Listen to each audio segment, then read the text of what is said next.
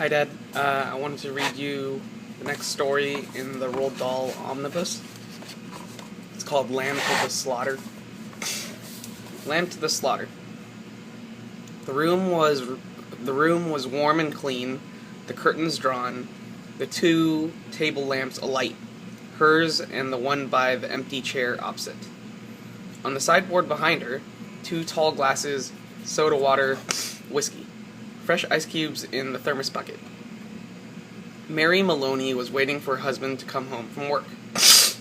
Now and again she would glance up at the clock, but without anxiety, merely to please herself with the thought that each minute gone by made it nearer the time when he would come home. There was a slow, smiling air about her and about everything she did. The drop of the head, as she bent over her sewing, was curiously tranquil. Her skin, for this was her 6th month with child, had acquired a wonderful, translucent quality. The mouth was soft, and the eyes, with their placid look, seemed larger, darker than before. When the clock said 10 minutes to 5, she began to listen, and a few moments later, punctually as always, she heard the tires on the gravel outside, and the car door slamming, the footsteps passing the window, the key turning in the lock. She laid aside her sewing, stood up, and went forward to kiss him as he came in. "Hello, darling," she said. "Hello," he answered. She took his coat and hung it in the closet. Then she walked over and made the drinks, a strongish one for him, a weak one for her. And soon she was back again in her chair with the sewing, and he in the other, opposite, holding the tall glass with both his hands, rocking it so the ice cubes tinkled against the side. For her, this was always a blissful time of day.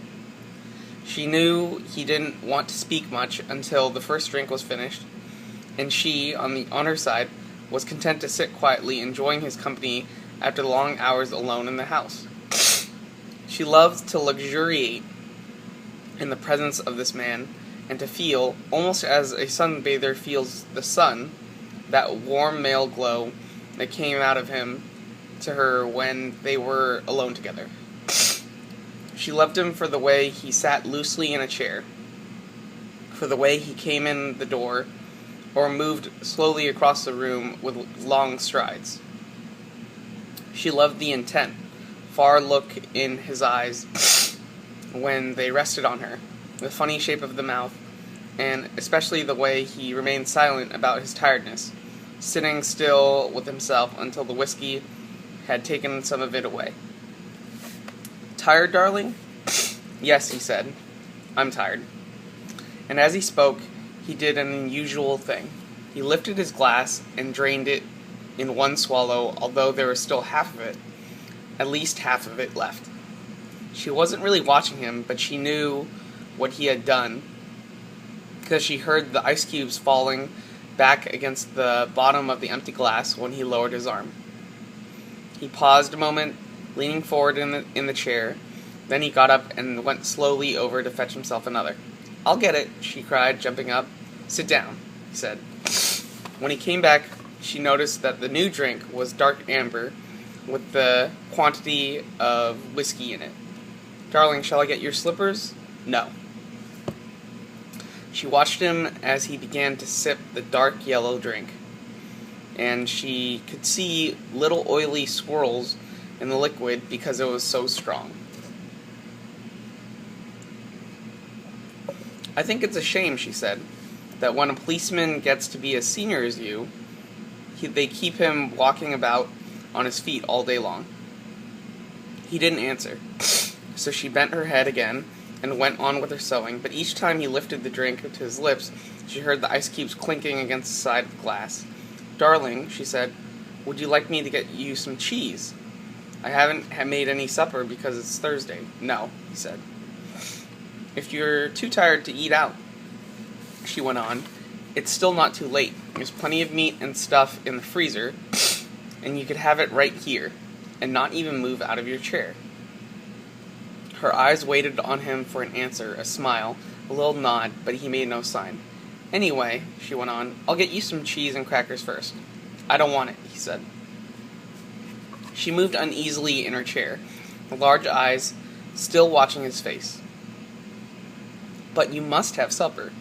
I can easily do it here. I'd like to do it. We can have lamb chops, or pork, anything you want. Everything's in the freezer." "Forget it," he said. "But darling, you must eat." "I'll fix it anyway, and then you can have it or not, as you like." She stood up and placed her sewing on the table by the lamp. "Sit down," he said. "Just for a minute, sit down." It wasn't till then that she began to get frightened.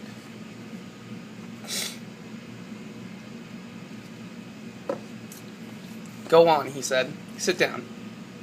She lowered herself back slowly into the chair, watching him all the time with those large, bewildered eyes. He had finished the second drink and was staring down into the glass, frowning. "Listen," he said. "I've got something to tell you." "What is it, darling? What's the matter?" He had now become absolutely motionless, and he kept his head down so that the light from the lamp beside him fell across the upper part of his face, leaving the chin and mouth in shadow. She noticed there was a little muscle moving near the corner of his left eye. "This is going to be a bit of a shock to you, I'm afraid," he said. "But I've thought about it a good deal, and I've decided the only thing to do is tell you right away. I hope you won't blame me too much." And he told her. It didn't take long, 4 or 5 minutes at most, and she sat very still through it all, watching him with the kind of dazed horror as he went further and further away from her with each word. "So there it is," he added, "and I know it's kind of a bad time to be telling you, but there simply wasn't another way. Of course, I'll give you money and see you're looked after, but there needn't really be any fuss. I hope not anyway. It wouldn't be very good for my job." Her first instinct was not to believe it, to reject it all. It occurred to her that perhaps he hadn't even spoken, that she herself had imagined the whole thing. Maybe if she went about her business and acted as though she hadn't been listening, then later, when she sort of woke up again, she might find none of it had ever happened. "I'll get the supper," she managed to whisper, and this time he didn't stop her. When she walked across the room, she couldn't feel her feet touching the floor. She couldn't feel anything at all, except a slight nausea and a desire to vomit. Everything was automatic now. Down the steps to the cellar, the light switch, the deep freeze, the hand inside the cabinet taking hold of the first object it met. She lifted it out and looked at it. It was wrapped in paper, so she took off the paper and looked at it again. A leg of lamb. All right, then. They would have lamb for supper. She carried it upstairs, holding the thin bone end of it with both her hands, and as she went through the living room, she saw him standing over by the window with his back to her, and she stopped. "For God's sake," he said, hearing her, and not turning around, "don't make supper for me. I'm going out." At that point, Mary Maloney simply walked up behind him, and without any pause, she swung the big frozen leg of lamb high in the air and brought it down as hard as she could on the back of his head. She might just as well have hit him with a steel club. She stepped back a pace, waiting, and the funny thing was that he remained standing there for at least 4 or 5 seconds, gently swaying. Then he crashed to the carpet. The violence of the crash, the noise, the small table overturning, helped bring her out of the shock. She came out slowly, feeling cold and surprised, and she stood for a while blinking at the body, still holding the ridiculous piece of meat tight in both hands. "All right," she told herself, "so I've killed him." It was extraordinary now, how clear her mind became all of a sudden. She began thinking very fast. As a wife of a detective, she knew quite well what the penalty would be. That was fine. It made no difference to her. In fact, it would be a relief. On the other hand, what about the child? What were the laws about murderers with unborn children? Did they kill them both, mother and child? Or did they wait until the 10th month? What did they do? Mary Maloney didn't know. She certainly wasn't prepared to take a chance. She carried the meat into the kitchen, placed it in a pan, turned the oven on high, and shoved it inside. Then she washed her hands and ran upstairs to the bedroom. She sat down before the mirror, tidied her hair, touched up her lips and face. She tried to smile. It came out rather peculiar. She tried again. "Hello, Sam," she said brightly aloud. The voice sounded peculiar, too. "I want some potatoes, please, Sam." "Yes, and I think a can of peas." That was better.